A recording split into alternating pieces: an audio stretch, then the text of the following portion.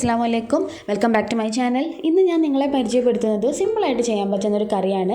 മത്തി വെച്ചിട്ടാണ്, മത്തി ചാള എന്നൊക്കെ പറയും, അത് വെച്ചിട്ടാണ് ഇന്ന് നമ്മൾ ചെയ്യുന്നത്.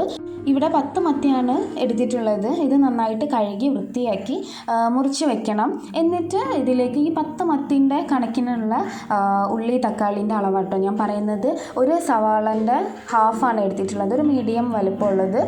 പിന്നെ കുറച്ചൊരു 4-5 വെളുത്തുള്ളി എടുത്തിട്ടുണ്ട്, 2 പച്ചമുളക്, നമ്മുടെ മുളക് പൊടി എരിവുള്ളത് കൊണ്ടാണ് 2 പച്ചമുളക് എടുത്തിട്ടുള്ളത്, കുറച്ച് കറിവേപ്പില, കുറച്ചധികം മല്ലിയില, കറിവേപ്പിലിനേക്കാളും കുറച്ചുകൂടെ മല്ലിയില എടുക്കുക. പിന്നെ വേണ്ടത് അത്യാവശ്യം വലുപ്പമുള്ള നല്ല പഴുത്ത തക്കാളി വേണം.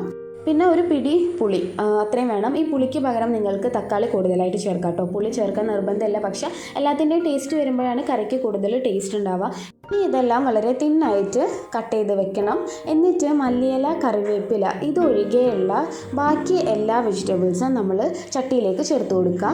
എന്നിട്ടൊരു 1/4 ടീസ്പൂൺ ഉലുവ, 3/4 ടീസ്പൂൺ മഞ്ഞൾപ്പൊടി, 2 ടീസ്പൂൺ മുളക് പൊടി. അത് മുളക് പൊടി ചേർക്കുമ്പോൾ നിങ്ങൾക്ക് എത്ര എരിവ് വേണോ അതിനനുസരിച്ച് ചേർക്കാം കേട്ടോ. പിന്നെ ഒരു 1/2 ടീസ്പൂൺ വലിയ ജീരകം പൊടിച്ചത്, അതും കൂടി ചേർക്കാം. എന്നിട്ട് നമ്മൾ എടുത്ത് വെച്ച പുളി ഉണ്ടല്ലോ, അത് നന്നായിട്ട് പിഴിഞ്ഞ് അതിൻ്റെ ജ്യൂസ് നന്നായിട്ട് എടുക്കുക. എന്നിട്ട് ഈ പുളിവെള്ളം നമുക്ക് ചട്ടിയിലേക്ക് ഒഴിച്ചു കൊടുക്കാം. നോർമലി നമ്മുടെ നാട്ടിലൊക്കെ യൂസ് ചെയ്യുന്നത് ഈ വാളൻപുളി ആട്ടോ. നമ്മൾ കൊടംപുളി അങ്ങനെ യൂസ് ചെയ്യാറില്ല. ഇത് തന്നെയാണ് കറിക്കും എല്ലാത്തിനും എടുക്കാറുള്ളത്. ഇനി ഇത് ചേർത്തതിന് ശേഷം നന്നായിട്ട് മിക്സ് ചെയ്യുക. ഞാനിതിൽ ഉപ്പ് ചേർത്തിട്ടില്ല, ഉപ്പ് പിന്നീടാണ് ചേർക്കുന്നത്. നന്നായിട്ട് മിക്സ് ചെയ്യുക കേട്ടോ, ആദ്യം തന്നെ നന്നായിട്ട് മിക്സ് ചെയ്യുക. ഇതിലേക്ക് നമ്മൾക്ക് എത്ര കറി വേണോ അതിനനുസരിച്ചിട്ടുള്ള വെള്ളം ചേർത്ത് കൊടുക്കുക. ഞാനിവിടെ ഒരു 1/2 ഗ്ലാസ് വെള്ളമാണ് ചേർത്തിട്ടുള്ളത്.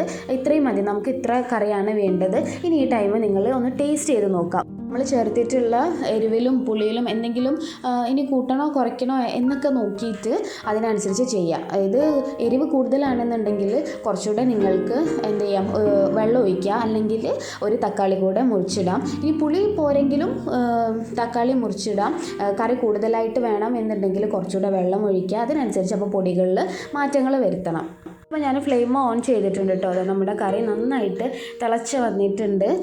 നന്നായിട്ട് വെട്ടി തിളയ്ക്കണം. എന്നിട്ട് ഇതിനെ ലോ ഫ്ലെയിമിലേക്ക് മാറ്റണം. നമ്മുടെ ഈ വെജിറ്റബിൾസൊക്കെ ഒന്ന് കുക്കായി വരാനുണ്ട്, അതുകൊണ്ട് ഇതൊന്ന് ലോ ഫ്ലെയിമിലാക്കിയിട്ട് അടച്ച് വെച്ചിട്ട് ഒന്ന് വേവിക്കുക. ഈ ഒരു ടൈമിൽ നമുക്ക് എന്ത് ചെയ്യാം, ഇതിലേക്ക് ഉപ്പ് ചേർക്കാം. ഞാനിവിടെ കല്ലുപ്പാട്ടോ ചേർത്തിട്ടുള്ളത്. ഞാൻ ലോ ഫ്ലെയിമിൽ വെച്ചതുകൊണ്ടാണ് ഇപ്പോൾ തിളയ്ക്കുന്നത് കാണാൻ പറ്റാത്തത്. അപ്പോൾ ലോ ഫ്ലെയിമിൽ തന്നെ വയ്ക്കുക. അതൊന്ന് ബോയിലായി വന്ന ശേഷം ലോ ഫ്ലെയിമിൽ ആക്കി വെക്കണം, ഈ തക്കാളിയും ഉള്ളിയും എല്ലാം ഒന്ന് കുക്കാവുന്നത് വരെ.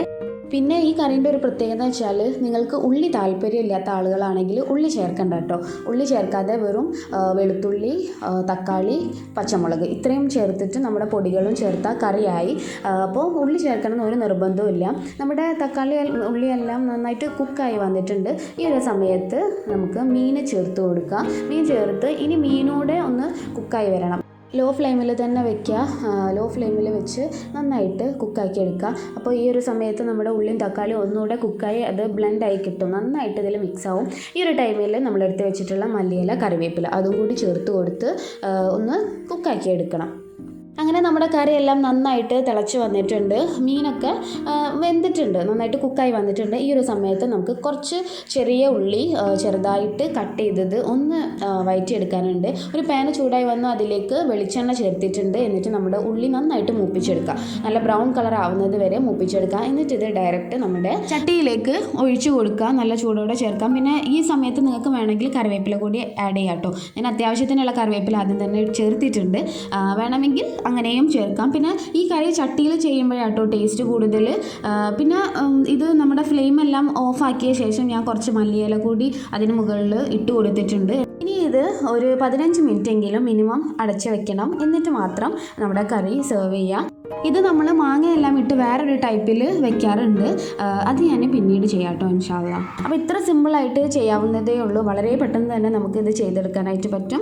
കുറഞ്ഞ ഇൻഗ്രീഡിയൻസ് മതിയല്ലോ, എന്നാൽ വളരെ പെട്ടെന്നുള്ള ഒരു നല്ലൊരു കറി നമുക്ക് കിട്ടുകയും ചെയ്യും. അപ്പോൾ എന്തായാലും ചെയ്ത് നോക്കുക. പിന്നെ പ്രത്യേകമായിട്ടും ഇതൊരു റിക്വസ്റ്റഡ് വീഡിയോ ആണ്. നമ്മുടെ നാട്ടിലെ കറി കഴിച്ച് ഇഷ്ടപ്പെട്ട ആളുകൾ എന്നോട് ചെയ്യാൻ പറഞ്ഞിട്ടുള്ള ഒരു റെസിപ്പി കൂടിയാണ്. അപ്പോൾ ചെയ്ത് നോക്കിയിട്ട് ഫീഡ്ബാക്ക് എന്നെ അറിയിക്കണം.